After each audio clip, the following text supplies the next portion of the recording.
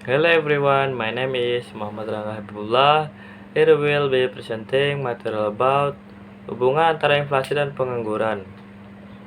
Apa itu inflasi? Inflasi adalah kenaikan harga barang dan jasa secara umum dan terus-menerus dalam suatu periode waktu tertentu. Sedangkan pengangguran sendiri yaitu seorang yang tidak bekerja namun masih aktif mencari pekerjaan. Mengapa hubungan antara inflasi dan pengangguran penting? Karena inflasi dan pengangguran merupakan variabel penting dan juga indikator utama dalam suatu negara. Mengapa begitu? Tentunya ada dua indikator penentu. Yang pertama, sebagai stabilitas ekonomi, di mana ketika inflasi meningkat dapat mengurangi daya beli masyarakat dan pada saat pengangguran yang meningkat dapat menyebabkan pendapatan dan konsumsi menurun. Yang kedua, dampaknya terhadap kesejahteraan masyarakat.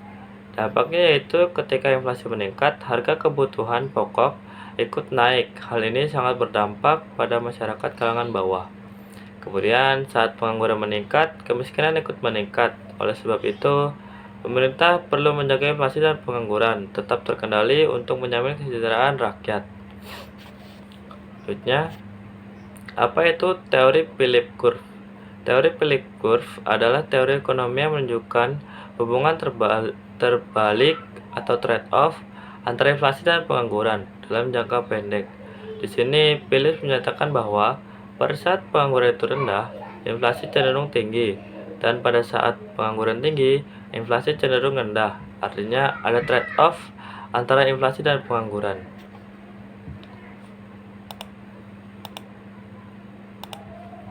Selanjutnya, apa itu Philip Curve? Philip Curve atau kurva Philip adalah sebuah konsep dalam ekonomi makro yang menunjukkan hubungan terbalik antara inflasi dan pengangguran. Philip Curve atau kurva Philip diperkenalkan oleh ekonomi asal Inggris yaitu Alban William Phillips pada tahun 1958. Penemuan awal oleh Alban William Phillips pada tahun 1958 dalam makalahnya yang berjudul The Relationship Between Unemployment and the Rate of Change of Money Wage Rates in the United Kingdom pada tahun 1861 sampai 1957. Phillips menganalisis data Inggris selama hampir 100 tahun. Ia menemukan bahwa ketika pengangguran rendah, upah meningkat lebih cepat karena kenaikan upah sering menyebabkan inflasi. Hubungan ini dianggap sebagai trade-off antara inflasi dan pengangguran. Dalam jangka pendek disebut trade-off karena saat pengangguran turun, inflasi cenderung naik, namun ini hanya berlaku sementara karena masyarakat akan menyesuaikan ekspektasi mereka. Kelima, grafik di bawah menunjukkan hubungan negatif antara tingkat inflasi dan tingkat pengangguran sesuai dengan kurva Phillips jangka pendek. Ketika pengangguran tinggi, misalnya 8%, inflasi cenderung rendah sekitar 2%. Itu artinya banyak orang yang tidak memiliki pekerjaan sehingga permintaan barang dan jasa menurun karena pendapatan masyarakat rendah. Kemudian, perusahaan kesulitan menaikkan harga barang dikarenakan daya belinya sedikit. Akibatnya, tekanan terhadap harga menjadi lemah dan inflasi cenderung rendah dan stabil. Kemudian, saat pengangguran turun, misalnya seperti 3%, dan inflasi naik hingga 6,5%. Ketika tingkat pengangguran turun tajam, artinya semakin banyak orang yang bekerja dan memiliki penghasilan. Dampaknya adalah saat pengangguran turun ke tingkat yang sangat rendah, tekanan terhadap upah dan harga meningkat, menyebabkan inflasi naik secara signifikan. Ini mencerminkan situasi di mana peningkatan aktivitas ekonomi dan penyerapan tenaga kerja menimbulkan tekanan harga yang lebih tinggi karena permintaan naik, upah naik, dan biaya produksi meningkat. Selanjutnya, evolusi dan kritik terhadap Philip Curve. Stagflasi dan krisis 1970-an. Fenomena stagflasi yaitu inflasi tinggi disertai pengangguran tinggi di tahun 1970-an secara dramatis melanggar hubungan terbalik kurva Philip asli. Kejadian ini dipicu oleh guncangan pasokan seperti krisis minyak, PEC pada tahun 1973. Guncangan pasokan ini menyebabkan kurva Phillips jangka pendek bergeser ke atas dan ke kanan, menghasilkan inflasi dan pengangguran yang simultan. Tingkat inflasi AS bahkan mencapai 13,5% pada tahun 1980 dengan tingkat pengangguran 7,8%. Selanjutnya, pergeseran kurva Phillips yang dia picu dengan dua metode. Pertama itu guncangan penawaran.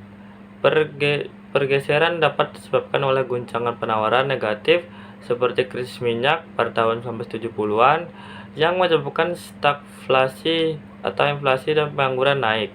Yang kedua, perubahan ekspektasi inflasi. Perubahan ekspektasi inflasi juga dapat menggeser kurva seperti stagflasi di AS pada tahun 1970-an. Dampak guncangan penawaran terhadap kurva Phillips. Guncangan penawaran negatif dapat menggeser kurva Phillips ke kanan dan ke atas, artinya inflasi meningkat bersamaan dengan meningkatnya pengangguran. Ini menggugurkan asumsi kurva Phillips jangka pendek bahwa ada trade-off antara inflasi dan pengangguran, karena keduanya bisa naik secara bersamaan. Contoh paling nyatanya adalah stagflasi. Selanjutnya yaitu implikasi kebijakan.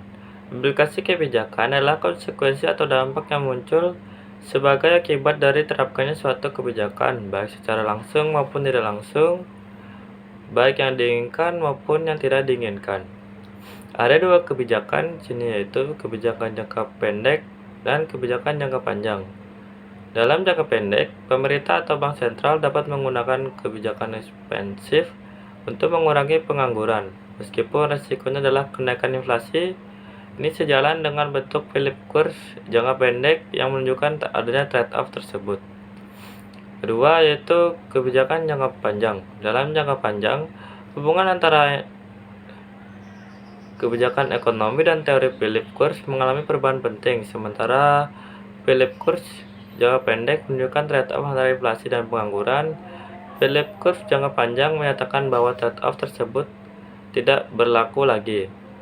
Kebijakan jangka panjang yang efektif tidak fokus pada manipulasi inflasi untuk menurunkan pengangguran, melainkan fokus pada kebijakan jangka panjang seperti meningkatkan produktivitas tenaga kerja, mendorong investasi jangka panjang, meningkatkan pendidikan dan pelatihan, serta memperbaiki struktur pasar tenaga kerja. Di sini ada inflation targeting oleh bank sentral. Inflation targeting atau penargetan inflasi dalam strategi kebijakan moneter yang digunakan oleh banyak bank sentral seperti Bank Indonesia untuk menjaga stabilitas harga dengan menetapkan target inflasi tahunan.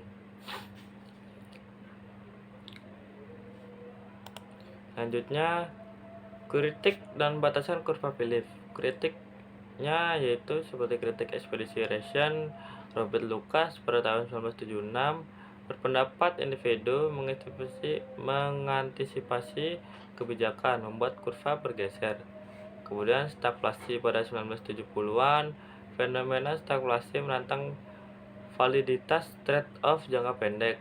Selanjutnya, globalisasi dan teknologi. Globalisasi dan teknologi baru telah mengubah dinamika hubungan inflasi dan pengangguran. Hubungan melemah. Data terbaru menunjukkan hubungan yang lemah atau terputus. Kesimpulannya, hubungan antara inflasi dan pengangguran tetap relevan sebagai kerangka berpikir dalam kebijakan ekonomi, tetapi tidak absolut dan tergantung pada waktu, kondisi global, serta ekspektasi publik. Kebijakan yang efektif harus mampu menyeimbangkan keduanya secara adaptif. That's all for the presentation of the material this time. Thank you.